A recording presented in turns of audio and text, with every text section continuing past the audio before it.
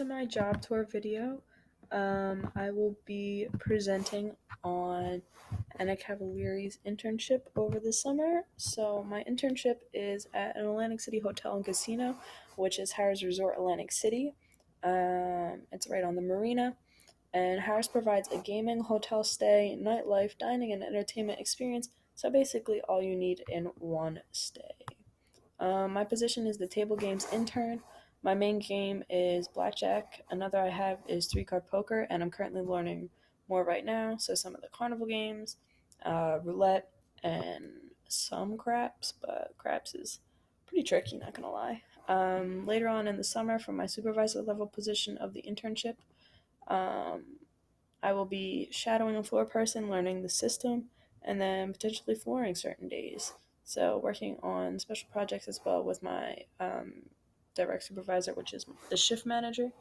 So, basically, what a floor person does is they have the responsibility of watching six or more games at any one time, correcting any missed deals or issues with the games or the guests, tracking a player's average bet, and then keeping a running account of the chips in the float. So basically, what chips are leaving, what chips are being bought in with, and then of course, like any supervisor, any tasks that may arise at any given point in time on the floor. Basically, there's three shifts in casino dealing and table games in general. There's day shift, swing shift, and grave shift. Grave shift is 4 a.m. to 12 p.m., and it's a smaller list of people because that is the time in which the casino is most dead, even though the casino never really goes dead. Then day shift, a typical shift could be from 12 p.m. to 8 p.m. or 2 p.m. to 10 p.m. And then swing shift is 8 p.m. to 4 a.m. or 10 p.m. till 6 a.m. Currently, I'm on swing shift, and then also on some Wednesdays, Fridays, and Saturdays, I'm in the pool after dark.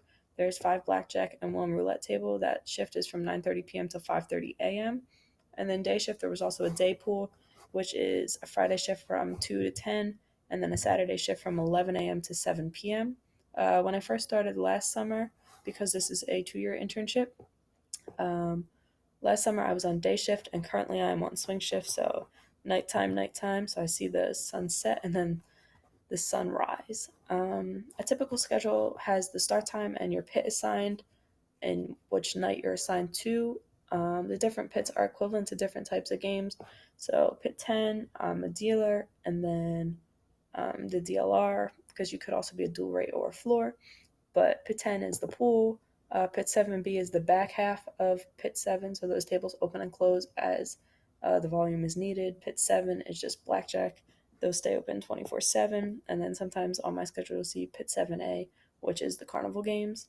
Every once in a while, they'll put me in pit 1, which is the high limit pit, which is pretty cool. There's some different rules to go along with that.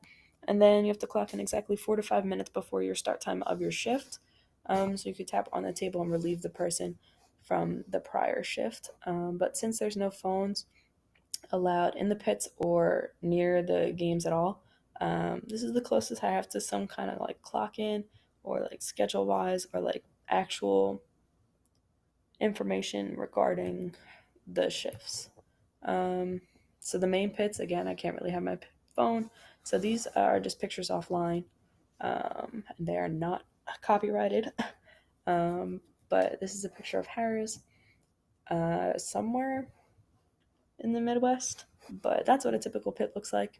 And then the pool after dark in this picture, the pool, no, the, I'm trying to see where that's located. So the tables would be all the way in the back on the right. So it's near the VIP entrance. The gaming table itself is a system called, it's actually called Poker Pit Control. I thought it was Bravo, but then I recently looked and forgot to change it, so that is 100% my bad. But on this table, the dealers can scan the loyalty rewards cards, so our Caesars rewards cards. So it's also easier instead of the customer saying, hey, like, why is my cards not still scanned in? I've been here an hour. It's just easy. We get to scan it. We know they have a card. We know they could play up to 3 hands. And there's not really too many restrictions compared to if they did not have a card. When they're only allowed to play 1 hand, they could only play the table max. They can't even ask for it to be raised or anything. The table keeps track of Oh, and then that system, we keep track of the buy-ins, so how much money is being dropped. Um, it also keeps track of how many hands are being dealt out with an hour. There's a little sensor at each betting spot, and that sensor picks up when a hand, like when a card hits it. So when the hand is being dealt, and you're supposed to get an average of 70 hands out in an hour with a full table, and that is very, very possible actually. It also looks at how many people are playing at what size bet, and then that also helps to figure out if the minimums need to be raised. So if you have $15 tables, do you have to change them to quarter tables? Um, the table also allows you to see who's dealing and who's responsible for what table. And then also attached to the table is the shuffle machine. It could be automatic or just a regular shuffle machine with 6 to 8 decks that you load in, and the floats where the money is held. And that is a typical float, and it holds an average of $35,000 to $45,000 in the regular pits. And then obviously in the high limit pit, you deal with a lot more money. So the chips are bigger denominations. The main job responsibilities of the job is to maintain outstanding customer service while efficiently and accurately dealing the games, and also along the lines of maintaining that outstanding customer service while entertaining the guests and being professional and keeping a smile on your face and just being a warm, welcoming person.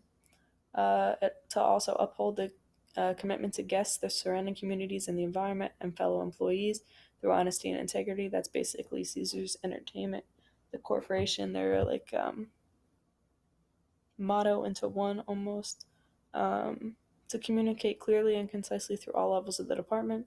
So, whether it be the floor supervisor, an assistant shift manager, the pencil, so many different positions. Just make sure it's clear and concise. And then to utilize training received on sexual harassment, responsible gaming, suggest our customer service model, among a bunch of different other things like falling on the job and how to report that. Just very important that people should pay attention to. Critical areas of the job are to maintain company, state, and federal guidelines, policies, and laws. So, obviously, when you're dealing with money, you have to follow the policies, guidelines, and laws. That's like making sure they're 21 when they gamble, or when you report unusual gaming activity from a guest you are in direct contact with, like if you receive fake money on your table, or if you're suspect that they're counting cards. Even though counting cards is technically not illegal, the casino does not like it whatsoever, and you can be kicked off premises. The second critical area of the job is to be able to handle large sums of money precisely. Um, so, from a $10 minimum table, when $10 is a lot to one person, to a bet of $10,000 in the high limit room, when that is not a lot to some people. And then, along with that, is to clear your hands when you're tapping on and off the table to make sure no chips are being transferred off of it. How the critical areas impact the guests and customers. It directly influences the guests or customers since it's their money that's being gambled with and traded in for the chips. It could influence their decision to return to the property and provide their business, and it could make or break their casino trip. Either happy, they're sad. If they don't like the staff, then obviously they're not going to return. But if they really do enjoy the trip, then they're going to be a returning customer. It could negatively affect them if they are causing the problem. So if they're the one where the money is found to be fake, then they're the one completely being affected by it. And then the eye in the sky. So even if the dealer doesn't catch it, the guidelines of the company to have the eye in the sky, and we joke also in the wall. So surveillance is always watching, so they will catch it if not. And then how the critical areas impact my employer. Um, if we're doing something we're not supposed to be doing, or have an attitude, it looks as if the staff is unprofessional and not trained properly, and we could potentially lose business. But also, depending on the situation, it could end in a lawsuit against the company. If they're negatively being assumed they did something, they could sue the company. But then it puts the company's reputation on the line. So if you do have a professional and trained staff, then it'll maybe make your TripAdvisor scores go up, or just anything positive, word of mouth, and then incentives that are provided at what rate, and that's our total return credits basically. So our employer provides return credits to the employees for doing a good job. So obviously we want to do a good job for our employer. If we do what we're supposed to, because then those total return credits are basically points that we could get appliances, gift cards, a bunch of different other things. That's about all. So thank you for listening, and I look forward to telling you more about